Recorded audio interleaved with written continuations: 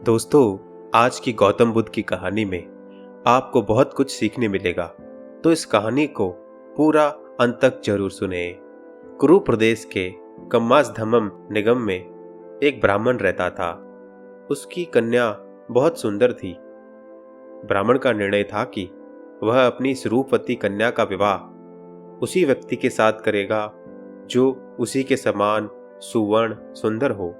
एक दिन उसने गौतम बुद्ध को एक पेड़ के नीचे ध्यानावस्था में देखा। वह बुद्ध के सौंदर्य से बहुत प्रभावित हुआ और यह सोचता है कि शायद यही वह आदमी है जिसके साथ मैं अपनी कन्या का विवाह कर सकूं। वह अपने घर जाता है और अपनी कन्या को वापस लेकर बुद्ध के पास आता है। बुद्ध से कहता है, महाशय, मेरी इस रूपवान कन्या को स्वीकार करें। यह सर्वथा आपके लिए उपयुक्त है और आप भी इसके लिए उपयुक्त है। इसके साथ सुखी गृहस्थ जीवन बिताएं। बुद्ध बोले, हे ब्राह्मण, मैं गृहस्थ जीवन से मुक्त हूं, वीत काम हूं, वीत राग हूं। अपनी कन्या का विवाह कहीं और करवाओ। जब ब्राह्मण बार बार जिद करने लगा तो बुद्ध कहते हैं, हे ब्राह्मण, मैं अनंत हूं, साम्यक संबुद्ध हूं, संबोधि को प्राप्त हुआ हूं। जब मैं संबोधि प्राप्त कर रहा था तब बोधि वृक्ष के तले मार मेरी साधना को भंग करने में असफल रहता है, तो मुझे नुभाने के लिए उसने अपनी 3 पुत्रियों को बुलाया। उन परम मोहिनी देव कन्याओं के प्रति मेरे मन में रंच मात्र भी वासना का भाव नहीं था। यह तो मल मूत्र से भरा हुआ शरीर है, मैं इसे पांव से भी नहीं छूऊंगा। हे ब्राह्मण, मैं समक्ष काम वासनाओं से मुक्त हूं। मांगडिया को अपने रूप का बड़ा अभिमान था। उसे लगा कि बुद्ध उसके रूप का अपमान कर रहे हैं। बुद्ध का यह कथन उसका शरीर मलमूत्र का है, अंततः उसे पांव से भी नहीं छुएंगे। ये सब बातें उस कन्या के हृदय में बिच्छू की तरह काटने लगी। वह जीवन भर बुद्ध से नफरत करती है और उनकी दुश्मन बन जाती है।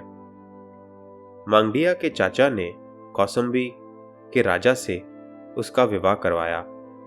महाराज ने अन्य रानियों के समक्ष उसे पटरानी का पद दिया।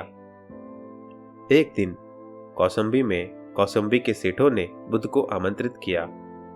मांगडिया को वह बिल्कुल पसंद नहीं लगा। जब उसे पता चला कि उसकी सौत सामवती और उसकी सहेलियां बुद्ध की उपासिका बन गई है, तब उसे बहुत असह्य लगा। उसने नगर के कुछ गुंडों को धन देकर बुद्ध के पीछे लगवा दिया। उन्हें सिखाया गया कि इकट्ठा होकर बुद्ध को ऐसी गालियां बौछार करो, तू चोर है, तू मूर्ख है, तू मूढ़ है, तू ऊंट है, तू बैल है, तू गधा है, तू नरकवासी है, तू जानवर है, तेरी दुर्गति हो। ये सब सुनकर आयुष्मान आनंद बुद्ध से कहते हैं, भंते, इस नगर में हमें लोग गालियां दे रहे हैं, अच्छा होगा कि हम कोई दूसरे नगर चले जाएं। बुद्ध बोले, कहाँ आनंद? आनंद बोले, भंते, किसी दूसरे नगर। बुद्ध बोले, आनंद, अगर वहां भी मनुष्य हमें गालियां देंगे तो तुम पुनः कहाँ जाओगे? आनंद बोला, भंते, कोई अन्य स्थान। बुद्ध बोले, आनंद, अप्रिय अवस्था से घबराना नहीं चाहिए, उसका सामना करना चाहिए।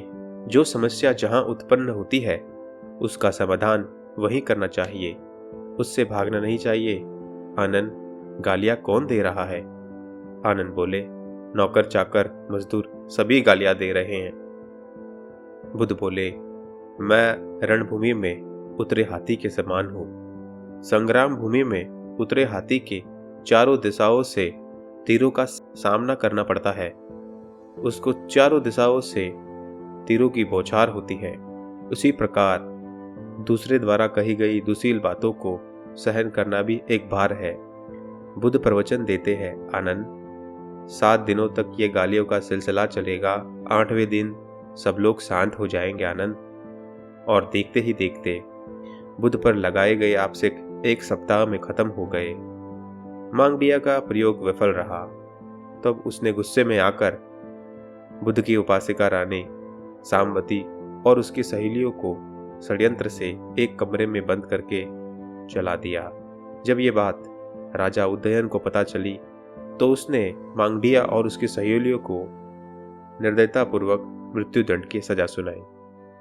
दोस्तों, इस कहानी से हमें ये सीख मिलती है कि जिस प्रकार बुद्ध उस नगर में गए और लोग उसे गालियां बोल रहे हैं फिर भी वह काम करते रहे, उसी प्रकार हमारे जीवन में भी कई समय ऐसे आते हैं कि लोग हमें बुरा बुरा कहते हैं, हमारे काम को नहीं समझते, हमारे काम के बारे में बुरी बुरी बातें करते हैं, फिर भी हमें वो काम करना चाहिए। हमें उन मनुष्य को सामना करना चाहिए, हमें अपने काम को रुकना नहीं चाहिए, आगे बढ़ते रहना चाहिए। उसी प्रकार जब हम खराब परिस्थिति में हो, बुरी परिस्थिति में हो और हमें लग रहा हो कि अब कुछ नहीं होएगा, तो उस समस्या का समाधान कीजिए, उसका सामना कीजिए, उससे भागे नहीं।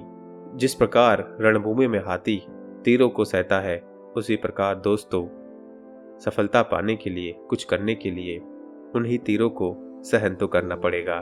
आशा करता हूँ कि इस कहानी में आपको बहुत कुछ सीखने मिला होगा। अगर ये कहानी अच्छी लगी हो तो लाइक कर लो, चैनल को सब्सक्राइब कर लो और अपने दोस्तों के साथ इस वीडियो को जरूर बांटो। धन्यवाद।